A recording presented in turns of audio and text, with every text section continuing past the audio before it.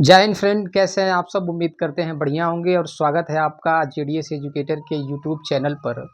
और आज के क्लास में हम डिस्कस करेंगे गांधीयन इरा पर, यानी गांधी युग पर बात करेंगे।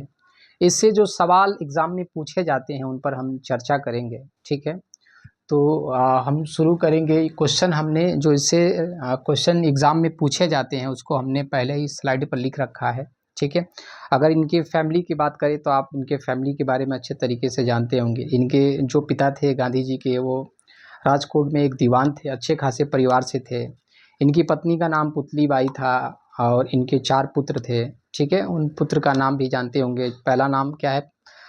हरिदास थे, रामदास थे, मणिलाल थे, देवदास थे, ये इनके पुत्र है। इनकी एक दत्तक पुत्री भी थी जिनका नाम था लक्ष्मी करके नाम था। ठीक है, तो ये आप सारे लोग जानते ही होंगे। हम स्टार्ट करेंगे जो इनसे सवाल बनते हैं जिन पर। ठीक है, और बीपीएससी में इनसे सवाल बने हुए भी हैं। अगर बिहार टीचिंग की बात करें तो हम तो अगर उनकी जन्म की बात करें तो उनका जन्म 2 अक्टूबर 1869 ईस्वी में गुजरात में होता है।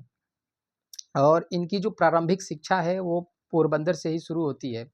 और इन्होंने जो हाई स्कूल की परीक्षा अपनी पास की वो राजकोट से पास करते हैं।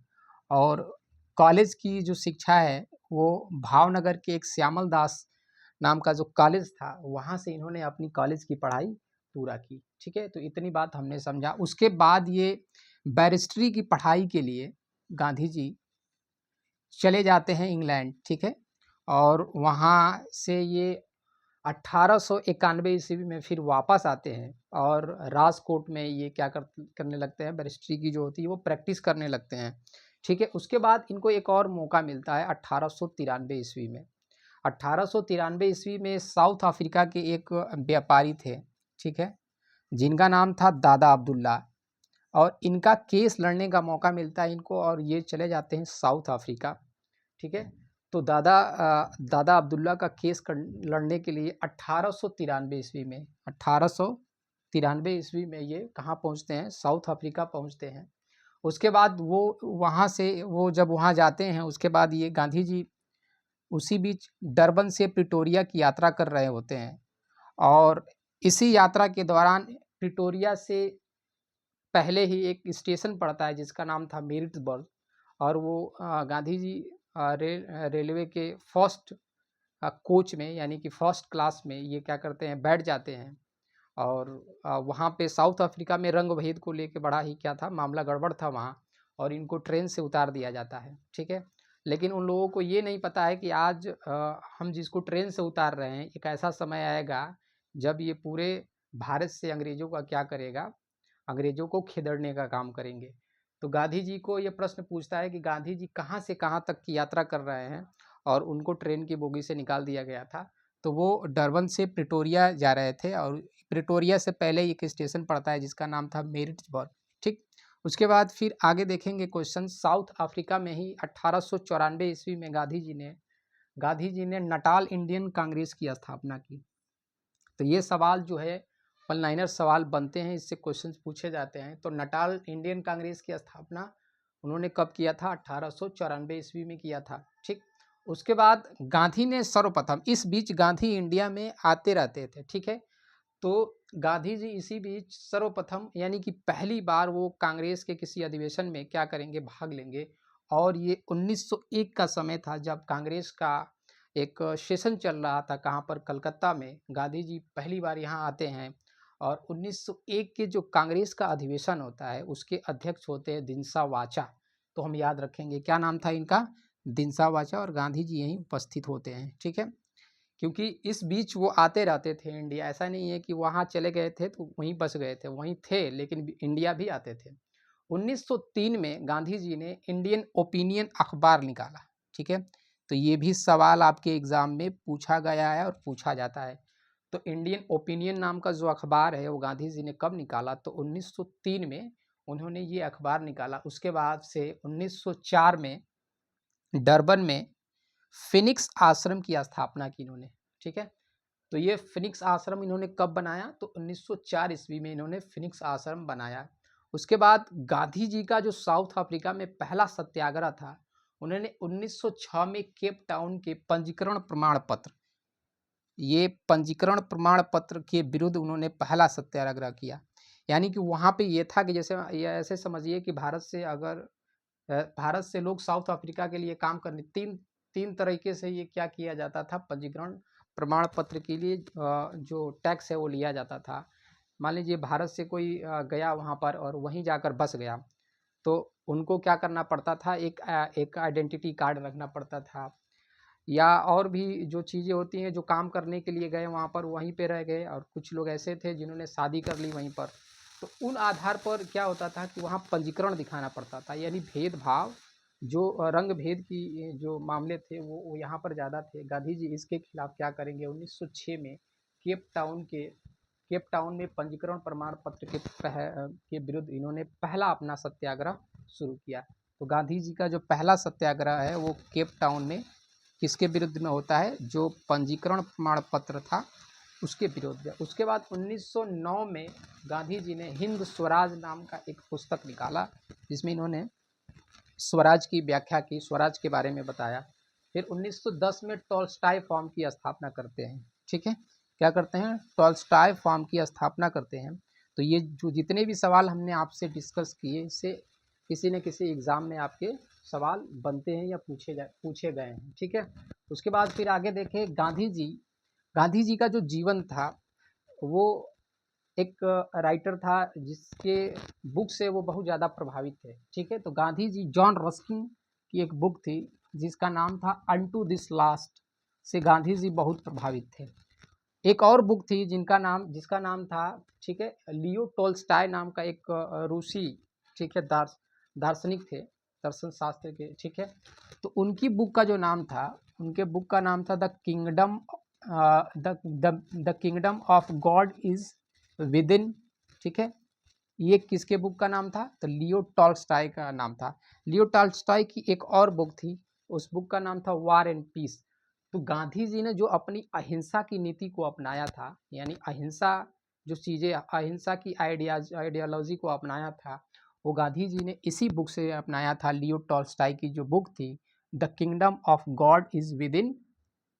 ठीक है, तो गांधी जी ने इससे क्या किया था, अहिंसा के दर्शन से बहुत ज़्यादा प्रभावित हुए। ये दो बुक था, उनके जीवन में बहुत ज़्यादा प्रभाव डाला। उसके बाद 9 जनवरी 1915 को 46 वर्ष की अवस्था में गांधी वापस भारत चले आते हैं, और कुल मिलाकर गांधी जी ने साउथ अफ्रीका में 21 वर्ष समय बिताया था। ठीक है, और जब वो यहाँ आते हैं तो उनकी मुलाकात होती है गोपाल कृष्ण गोखले से, क्योंकि गोपाल कृष्ण गोखले गांधी जी के राजनीतिक गुरु थे। ठीक है, जब वो यहाँ आते हैं तो सबसे पहले 1915 ईस्वी में क्या करते हैं, वो साबरमती, अहमदाबाद में साबरमती नदी के किनारे एक आश्रम बनाते हैं। ठीक है, आप देखोगे कि उन्होंने साउथ अफ्रीका में भी आश्रम बनाया। ठीक है, तो वो क्या करते हैं, 1915 ईस्वी में साबरमती नदी के किनारे अहमदाबाद में एक आश्रम बनाते हैं, और जिनको क्या कहा गया, साबरमती आश्रम या सत्याग्रह आश्रम कहा गया।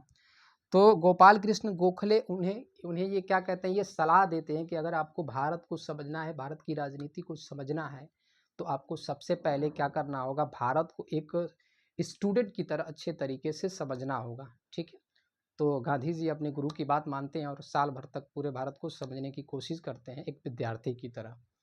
उसके बाद गांधी जी की जो सार्वजनिक उपस्थिति होती है, ठीक है, वो 1916 में होती है।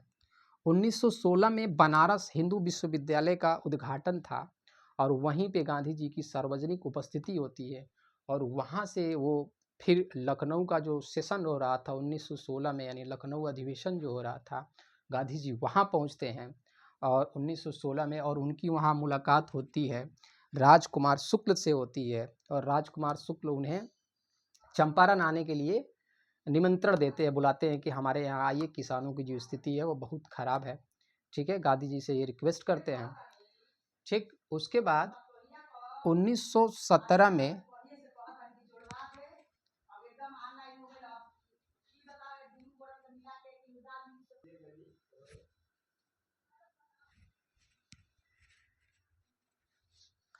ठीक है, तो चंपारण आते हैं गांधी जी, मोतिहारी। ठीक है, और वहाँ से चंपारण आंदोलन शुरू होता है। गांधी जी जब आते हैं यहाँ पे, तो वहाँ का जो कलेक्टर होता है वो कहता है कि ये गांधी जी को रोकता है, और बोलता है कि 144 धारा लागू हो गई है। गांधी जी कहते हैं कि हमें तो अपने लोगों से मिलने के लिए हम आए हुए हैं, ठीक है, आपको जो करना है करिए। अब गांधी जी का जो पब्लिक सपोर्ट था वो इतना धीरे धीरे बढ़ रहा था कि लोगों का हुजूम होने लगता है और कलेक्टर को छोड़ना पड़ता है गांधी जी को, ठीक है।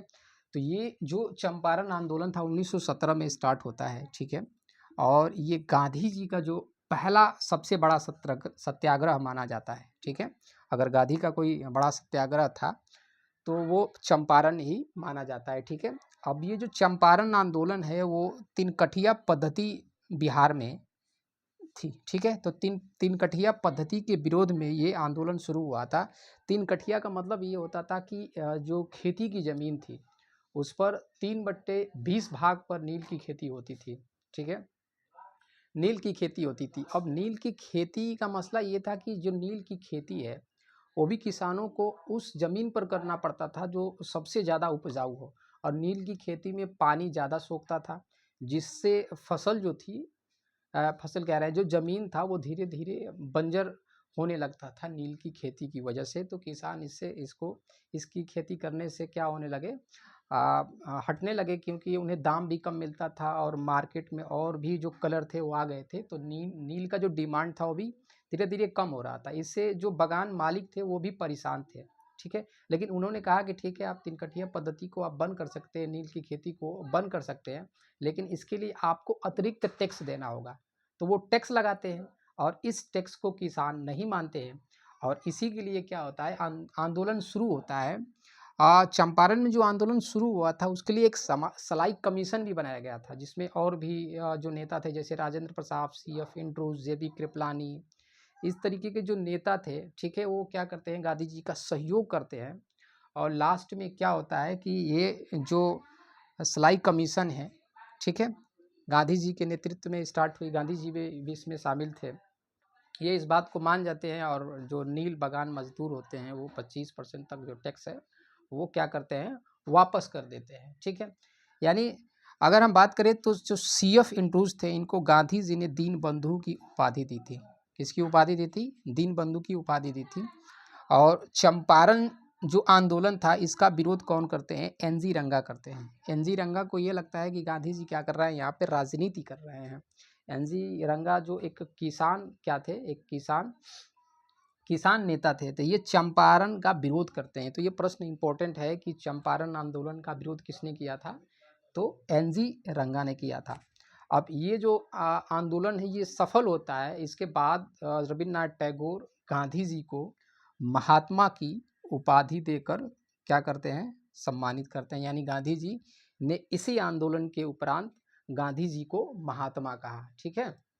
तो इस क्लास में हमने इतना ही समझा, फिर हम कल खेड़ा पढ़ेंगे, ठीक है। उसके बाद से अहमदाबाद आंदोलन पढ़ेंगे, जो जो मिल मजदूर थे जिनके बारे में ये आंदोलन शुरू हुआ था उस पर हम चर्चा करेंगे और इस सेशन को आगे बढ़ाएंगे, ठीक है। आज के लिए इतना ही, धन्यवाद।